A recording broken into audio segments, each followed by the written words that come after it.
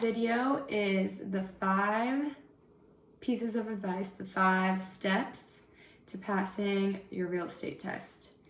I have just passed my real estate test about 2 weeks ago, and it took me a while. So what I wanted to do was make a video with some general advice, because when I was taking it, I didn't exactly know what I was doing, and I feel like I was looking all over YouTube and the internet to just get advice and an understanding of what the test was like, and I couldn't find anything. So I wanted to make a video and hopefully help people understand kind of what the test is like, and just some tips. So I wrote down 5 different things that I wish I knew before studying and taking my test and everything.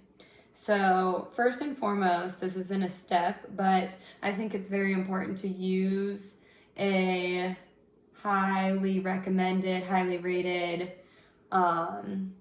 program, because I think that they help prepare you for the test. The one that I used had a practice exam that you had to pass before taking the real test, and it was much harder, in my opinion, to pass the practice test, but then I was able to pass the real test on my first try. And then, so with that being said, my first step is to make or utilize flashcards. The program that I used actually already had flashcards made, and I just cut them out and I used them. I didn't use them till later on in my studying because I didn't know if it was going to tell me if I needed to use them or whatever, but I wish I started using those earlier on, because it's all just basic terminology and it's super helpful to understanding the more detailed information later on in chapters, because if you don't have a basic understanding of what these words mean, it's hard for you to understand what's going on or compartmentalize why or how things are happening. So my first piece of information is those flashcards. Definitely helpful for the whole thing, but specifically for national, because they're more just short to the point questions, and it's super important to know what everything means. My second piece of information, or step number 2, is to focus on things that are changing in the real estate world. There were quite a few questions on like licensee buyouts and stuff like that, which I'm pretty sure in Colorado some things were changing that had to do with licensee buyouts, so I had some questions on that, and just also focusing on things that are pretty basic but super important. So how many hours you need to renew your license, or different violations and what the consequences are, stuff like that. So super general, but things that you think would be important to know.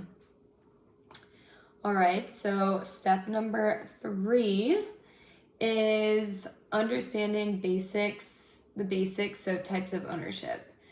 This is more of a specific step that I have, but I think that regardless of what test you get, this is something that's super important to know, and understanding this is going to help you understand other topics. So this, okay, sorry, I had to pause that. Also, by the way, this is filmed on an iPad because my camera didn't have any storage left, so it's a little zoomed in. But so understanding basic types of ownership is super important. Not much else to say about that. I just think that it's something that you need to know. And then knowing how to take the test. This is, I think, what made or break me passing my practice exam and doing well on the real test, is not only knowing the content, because I'm such a person that I have to study everything, I have to know every single detail, and that just hurts me in the long run because I don't need to know all that information. So I would say just knowing how to take the test. In that instance, taking all of the practice tests were super helpful, because I was able to figure out how they were wording their questions and what they wanted from me out of an answer.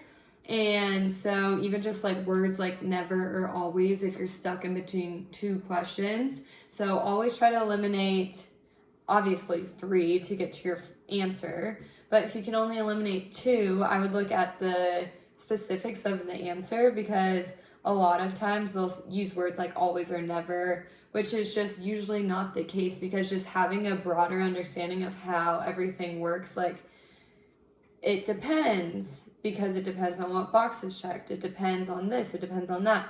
So it's rarely going to be an answer that says always or never. So I think that's super helpful to understand and just know going into everything. And then my last and final, fifth step to passing the test is knowing why, how, and when things happen.